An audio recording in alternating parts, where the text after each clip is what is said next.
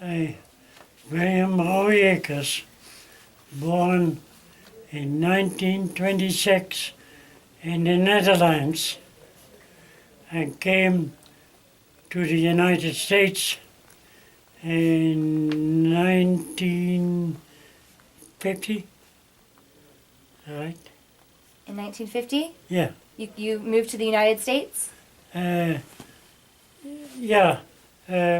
President Eisenhower granted me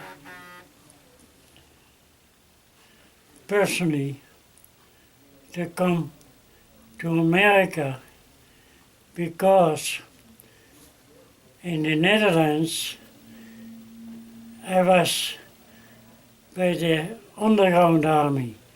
That means when American bombers went to bomb Germany and went back to America of England, and the Germans shot on the plane,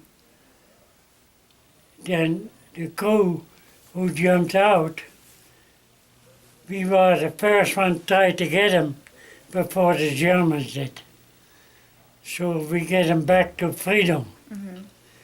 And I, with my group, personally rescued 27 American, Australian, British crew people and get them to freedom without getting caught by the Germans, you know. Mm-hmm. Naturally, you would have killed us right away there. And for that, later on, President Eisenhower granted me personally come to the States. Really? Yeah, Wow. yeah. Fascinating. So how old were you whenever this happened? I was 15 years old. 15 years old? Yeah. And so do you recall what year this would have been? Yeah. What year was this? Do you remember? What's that? 19...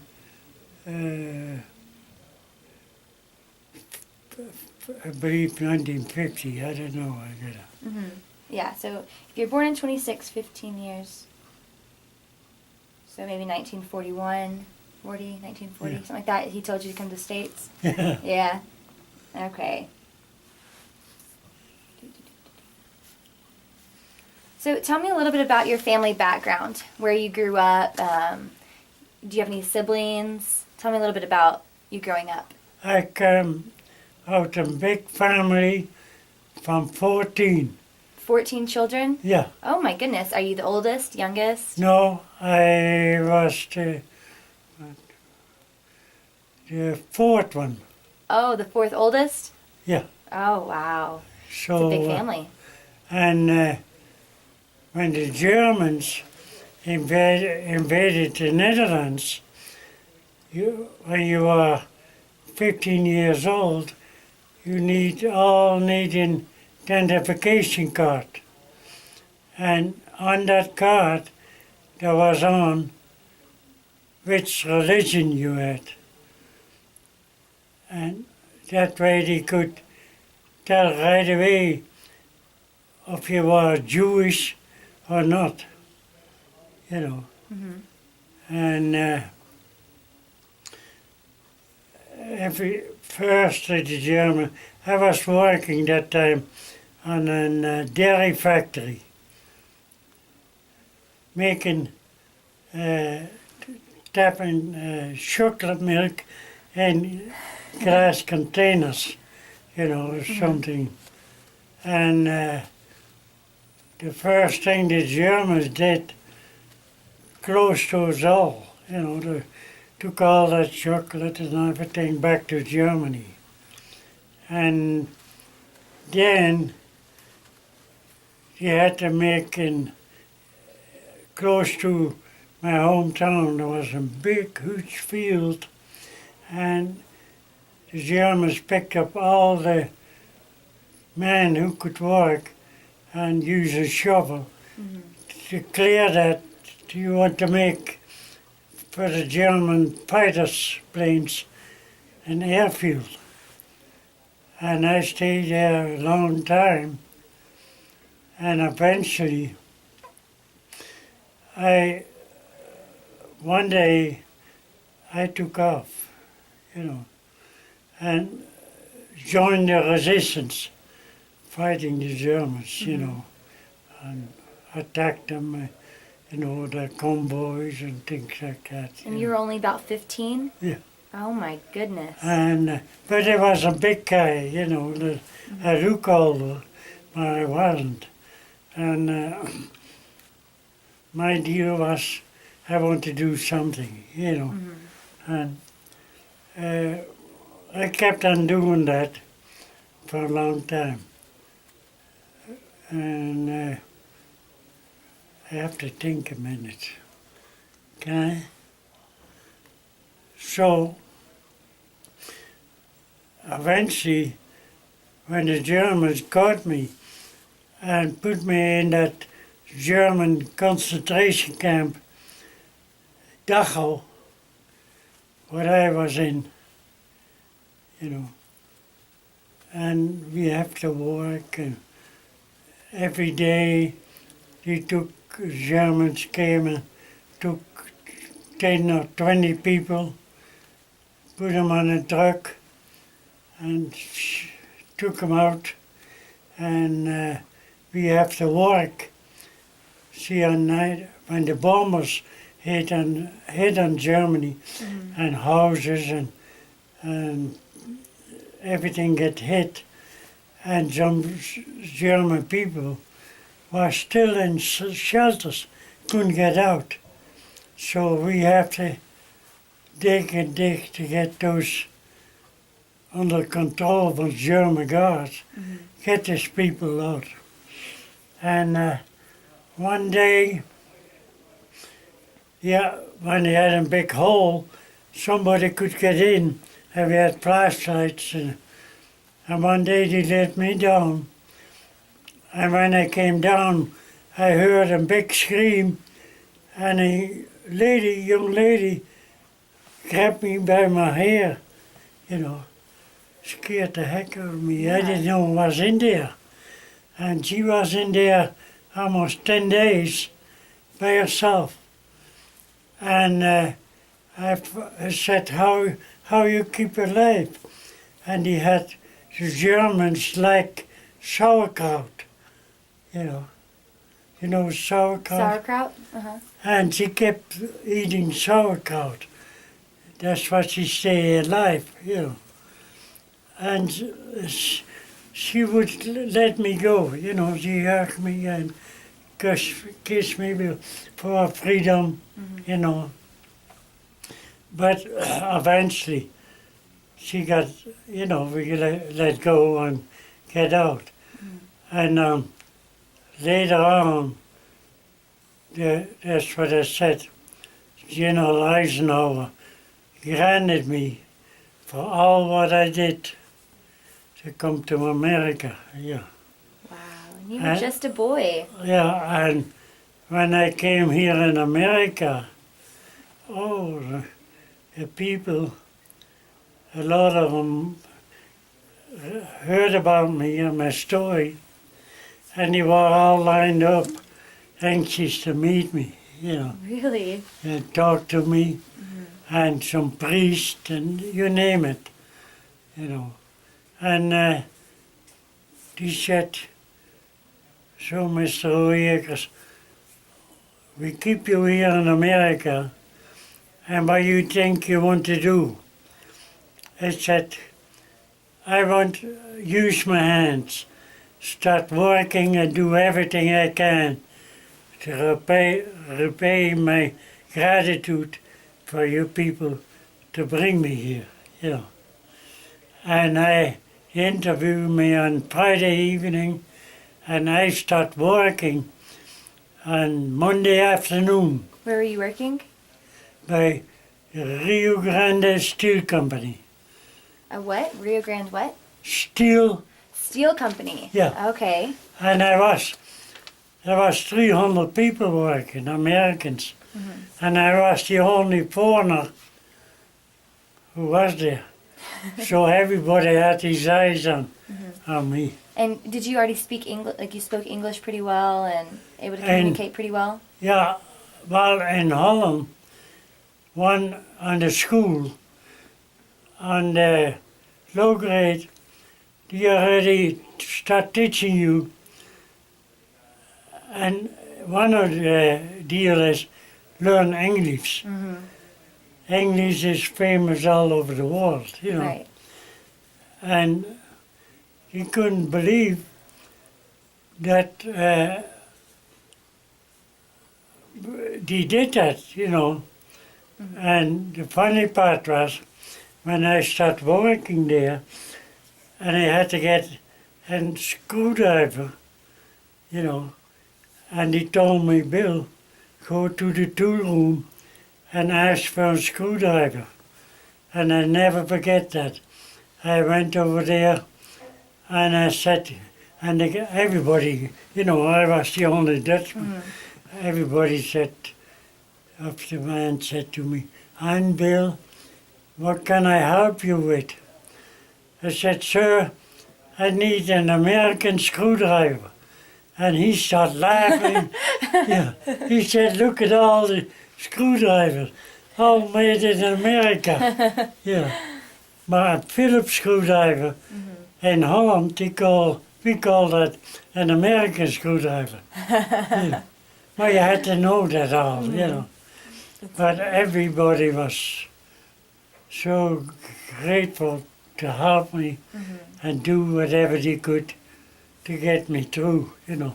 But it was not easy for me because here in America everything is, and the metric system is inches and feet, and in Europe everything is metric here. Yep.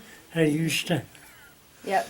So whenever you moved to the United States, you were 15 years old. So your mom and your brothers and your sisters, they all stayed in In the Netherlands, uh-huh. yeah. And Was that hard leaving them? Was it difficult? Or, I mean, did you want to come to the United States? no, not my mom. My mom, when she died, she was 98 and she had 14 children. You know, she would leave Holland. And I was born in a little village and everybody knows each other, you know, help each other, you know. And my mom, even with all her children, she acted like a midwife. She did that then. Everybody said, "How much you own? How much money?" "Oh, no money, you know. Give me some little clothes for my kids." That's the way she was, you know. But it was hard for her when I left for America, you know. And that time I was still married. My wife passed away years ago. When we were on the ship to come to America, 3 days on the Atlantic, an Italian freighter hit us on the sea, cut us open 15 feet, and the ship, you know, took water, and we have to go back all the way to France to get another ship, get transferred over, you know. And so everybody said, hey, you know. And my son, you know, he was still little, you know. Right. And I take care of him, you know. And my wife never was on a ship, and she had to get, you know, from the ship going that. Some people can stand it, you know. But me, it don't bother me, you know. So that wasn't quite a deal at that time. So were you working at the steel factory whenever you decided to enlist into the military? No, not that. When the Korean War started, you know, then, and everybody said, Bill, don't you went to hell on earth? And, well, I have to, that time the Americans helped us, liberated us from the Germans. Now the Americans need some help, so I feel I have to join the Americans to help them, liberate them from the Chinese and the Koreans. So were you nervous to join the United States military? No, attached to it, not officially, you know. And So yeah, was it the army that you joined? yeah, infantry, you know. And everybody said, talking to me, you know, and man, how come it's real dangerous and things like that. I said, yeah, well, you guys did the same thing for us. No, I'm here for you guys, you know. And the pay was real good. Every day we were on the front line, we get $8 plus every month on the front line. We get $100. And they paid us that when we would come back and home. Really? And So where did did you go through basic training? Where did you do your basic training at? but in Holland, yeah. You did your basic training for the military in Holland? Yeah. Okay. And, So whenever you left, where did you land in Korea? and Busan, You landed in Busan? yeah. And from there I went to Daegu, and from Daegu to Seoul, and there to the 38th parallel. And you said you were with the infantry, right? Yeah. So tell me a little bit about your experience and your responsibilities, things that you had to do in Korea. Oh, I became a truck driver, and my responsibility was hauling ammunition from Busan out to ships that came on a ship from America onto Busan, and loaded my truck full with ammunition. And I have to bring that back to the front line. And Was that pretty dangerous? yeah, because one day I hit a mine with my truck, and it blew my truck and me out. And I lay there, and did you ever saw that program from the MAS unit, you know, the American MAS? And they came and landed and picked me up, and on the outside they had a deal like a coffin, but they put you in.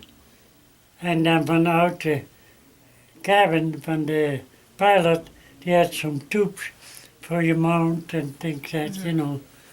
And that way they did that for me, and they brought me back to Busan, you know. And there, in the harbor, was a big Red Cross ship. Did I tell you that? And they put me on there, and I was passed out, you know, when they put me on there. And almost 3 days later, I wake up and I thought, what the heck I am, you know. And I hear the nurses talking in German language, and I can speak German, you know, talking. And then I said, hey, what I am, you know. And the other said, oh, he came through. Yeah, he made it, you know. And one nurse sat there beside my bed, and she was crying. I said, sweetheart, what happened? Oh, she said, I can believe when you are there, you are talking and you, while you are away. You went to hell on earth, that you still alive, for you are true. Yeah, I said, well, I had to be lucky. Yeah. And she said, anything we can do for you, name it, we do it, you know. Man, there was something for me, you know.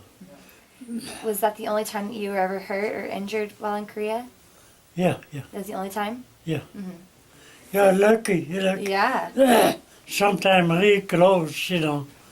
And by that time there was at So when did you land in Korea? Do you remember what year? 1950. You landed 50, in 1950? And when were you injured? When were you injured? How long had you been in Korea? Almost a year. You'd been there almost a year? Yeah. So after you were released from the hospital, what did you do? In Korea,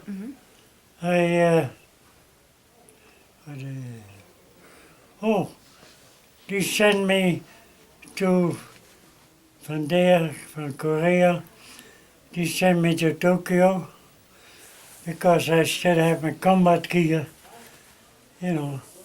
They put me in a nice uniform, you know, American uniform, and sent me back to Korea, you know, and I was, and from there they said, we're going to send you to France, Somaliland, you know, for recovery. But I was only a little while in French Somaliland. Then they sent me from there to Izmir, Turkey. So, how bad were you hurt whenever you hit the mine? Were you in critical condition? Yeah, pretty good.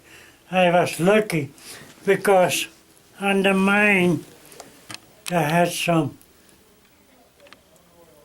powder on there. And that powder in that mine was wet.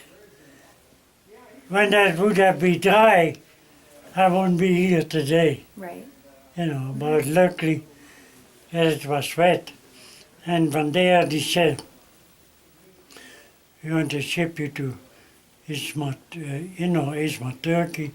And from Izmir, Turkey, they said, we sent you to Germany. And you're going to be there. And the general commander, American commander, in Mannheim, Germany, going to receive you there. And going to show you, you're going to keep you there, feed you, get you back full strength, and show you everywhere around, you know. And then later on, we sent you back to the Netherlands. But when I came in Germany, a lot of Americans were standing there to greet me because I was the first one who fought in Korea who came back into Germany, you know. And this German American commander said to me, sir, would it be okay that we keep you here? He said, because it is for us a great, great honor. I said, sir, I rather am so close to Holland. I rather would go back to Holland. Yeah. So, I mean, just a few years before this, you were a prisoner in Germany, and then they're wanting you to live there. Yeah. Yeah. That's a little kind of strange. Yeah. Oh yeah. Yeah. So. Yeah, he said before we were enemies, today we were friends. Yeah. So that you know. So you were only in Korea for a year. So Yeah. you were just a truck driver and equipment hauler, and then you got injured, and they sent you back to Yeah. Europe, to the Netherlands. So when I finally came back in Holland, they all had on my hometown, on my mom and dad's house, they had a big sign, "Welcome home." The people in the village all standing there, you know. Did you speak about your experience in Korea to your family or to other people? Tell them about things that you did or things that you saw. Later on, but not right away. You know, they want to. Everybody had said, one thing I don't want to answer. Don't answer me, ask me how many Germans you killed, how many Chinese. I don't want to answer that. How many Germans? Yeah. And In Korea? In Korea? No. That time in Holland, you know, with the war. He asked me back, you know, but I see. yeah. I said I don't want to answer that. And the Germans really appreciate that because he said, that's what I said. First we were enemies, now we are friends, Right. you know. So, how are the relationships in Korea with you and the other soldiers? Oh, everybody, man, that, you know, they want to know everything about it. And unbelievable that you sitting here today and, you know, still alive after you went through, you know. And later on, matter of fact, I was planning to bring it in big book from the president from Korea, Sigmarie. He sent me that here to Albuquerque Really? and thanked me for what I did. And the commander from all the Korean forces, he thanked me, you know, for that big deal. You might have to go back and get it. Yeah. Show me. Yeah. So, where were you being stationed at in Korea during this time? Hong Kong, and Wonju, and Seoul, and Daegu. They had you all over the place. Yeah. So, as a matter of fact, I got a Korean girl there. Did you? Yeah. And, you know, they all thank us for liberating them. And so, and she wanted to go with me to Holland, yeah. Yeah. But, So tell me about the living conditions. The living conditions that while you were there in Korea, as far as food, sleeping arrangements, clothing. a sleeping bag and laying outside in the grass, you know. You didn't have any like bunkers or anything, or No. And then later on we did, because there's a lot of snakes coming to the grass and things like that, you know. Do you remember what month it was that you landed in Korea in 1950? In February, In February. yeah. So was it? It was the weather was pretty cold, Oh yeah, and you were sleeping in sleeping bags. yeah. 40 below zero, Oh my gosh! yeah. Did you have to worry about getting frostbite or No, anything like that? I get, you know, I always see to that I had enough, you know, an extra blanket and extra this and that, you know. And some guy, he said, "Hey, Bill, can we put a tent? You get a half a tent, and he get a half a tent, and you put them together, and then both you have to call in, keep each other warm." So that's what we did, Yep. And eventually, I made it. Tell me about the uniforms that that you had to wear, because obviously they would have been different from, I guess, the U.S. military's uniforms. Yeah. So how did yours look? We had American uniforms. You did. Yeah. Oh, okay. And when I came back in Holland, I am an American uniform, and the we call it Like a patch. the purple heart of the I had a big one on Oh, I'll get it. It's okay. On my On your uniform. So all the people and girls looking, and that was really something. And then the Dutch government started paying us all that money that we got, and man, we had it made. So, what were maybe some of the most maybe difficult or dangerous situations that you encountered? In Korea. Yes, sir. Oh my God. I don't know. I think about it. I can't believe I'm still sitting here. But that time you didn't care too much. Either you live today and by dead tomorrow, you kept on going. So, did you have to engage in any combat? Oh yeah. Yeah. About how many, I guess, battles would you say that you were in? Yeah. It was later on.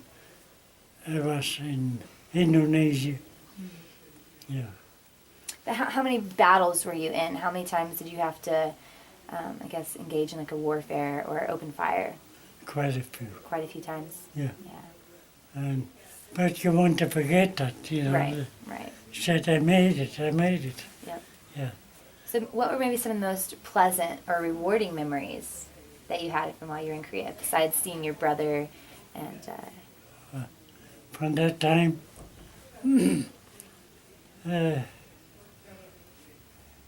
I like it in Indonesia because it's tropical climate. Right.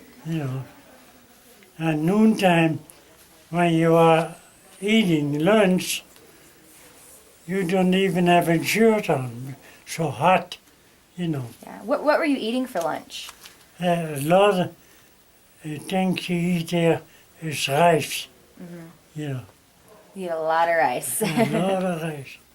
Yeah. And you could eat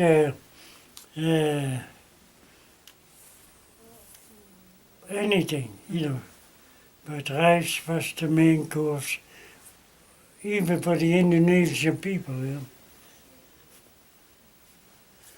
But So after you were injured, you hit a mine. How many times do you have to, I guess, drive back and forth to bring new equipment or supplies to the rest of the troops? oh, quite a few times. Quite a few trips. Yeah.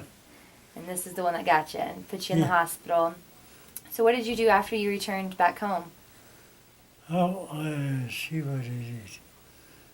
Oh, I started working in Holland and for a steel company, and later on for a dairy company, drink chocolate milk.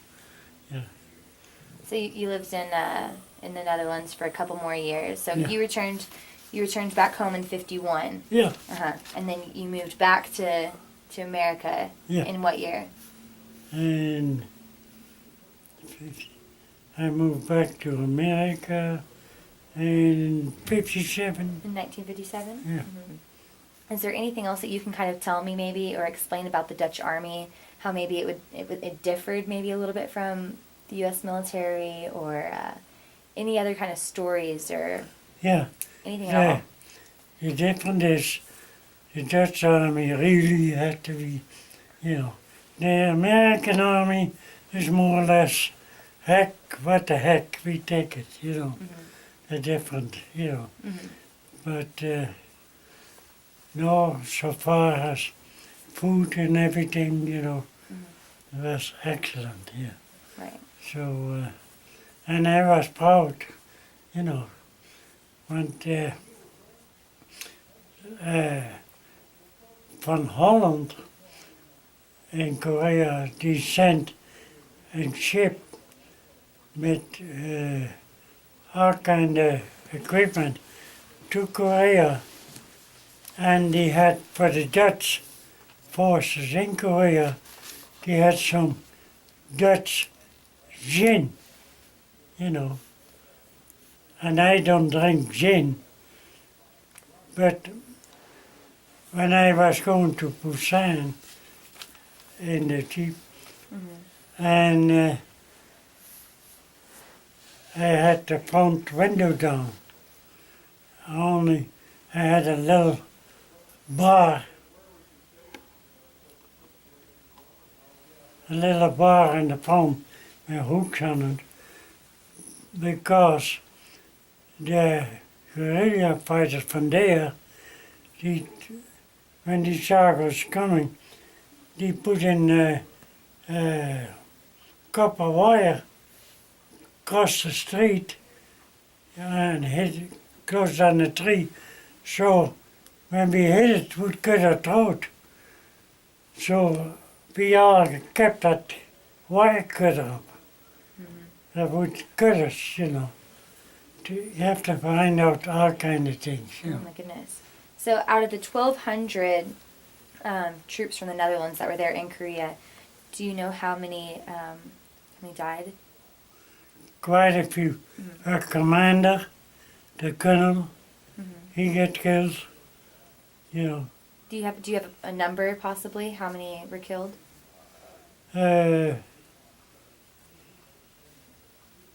Altogether, do you know? I think 600. So just about half of them. Yeah. Very sad. Sure. So in the Netherlands, is the Korean War referred to as a forgotten war there as it is kind of here? There's still every couple of months, then you had a Sunday night that he advertised that, So you can, What do you mean they advertise it? in the paper that you could send it out. They talk about the veterans in the Korean War? Yeah. Wow. Yeah. Have you been back to Korea? No. No? Would you go back? No. No. I don't know. No. I'm so lucky that I get a life here. Yeah. Do you think that there's anything that can be done to end the hostility between the North and South? Because right now we're technically still in a war. When the armistice was signed, it was just a ceasefire. Yeah. So do you have any kind of maybe an idea of what we can do to end the hostility? Yeah. The only thing, the North and the South had to get together and start, Getting along? to get along Yeah. to do that, So you would support a reunification Yeah. if it were possible. Is there anything that you maybe that you learned or a life lesson, anything that you were able to take with you from your experience in Korea? Yeah. Well, first of all, I'll tell you something. In Holland, we had a cemetery from the American GIs. You know how many Americans are buried there? 3,001 in the Netherlands. Korean War veterans? No, American veterans, not Korean War veterans. What era? Just what era? From World War II. Oh, okay, I see. Yeah.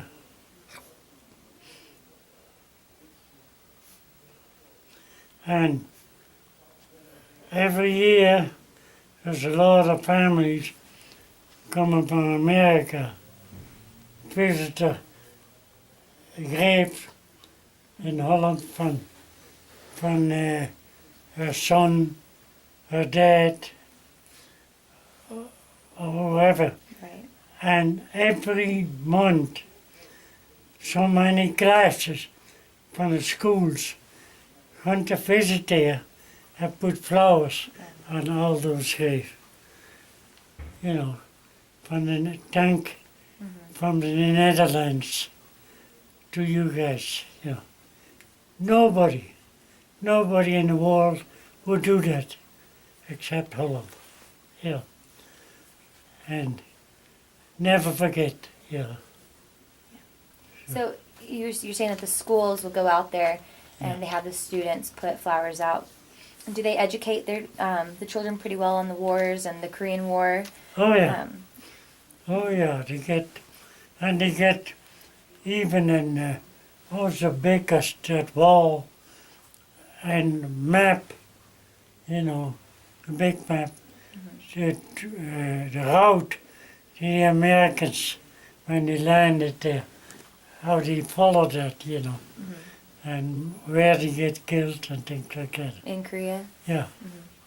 And when I was visiting there, I felt so sorry. A couple of Americans came to me and saluted me, and you know, I had the cap on, and thanked me for everything, you know. And every year, Yeah. some come there. Because you're a World War II and Korea veteran. Yeah. And in Holland, they come there, Dutch people invited the Americans, people in the house, feeder and everything, you know, us to thank for the Americans what they did for us, you know. Never to forget, yeah. So, Wow. I did not know all of this. and I'm so proud of that, you know, that I'm one of them. So, Well, I know that we definitely thank you as well for Yeah. your participation and your help. Is there anything else at all that you'd like to share? Any other memories or messages? Anything at all? no, No. only as what I said before, that I'm so thankful I live here, you know. And then I don't mind to go for a visit, but I never would move back. This is my home from now on. Yeah, Well, you've lived here for almost, I guess, 60 years now, right? yeah, And you met your wife, you started your family here, so yeah, Yeah. this is home. yeah. Well, thank Sure. you so much for being able to come in and talk to me. You sure Nice. you got nothing else for me? you told me all that you can tell me? Yeah, All right. I know, I know. All right. Yeah.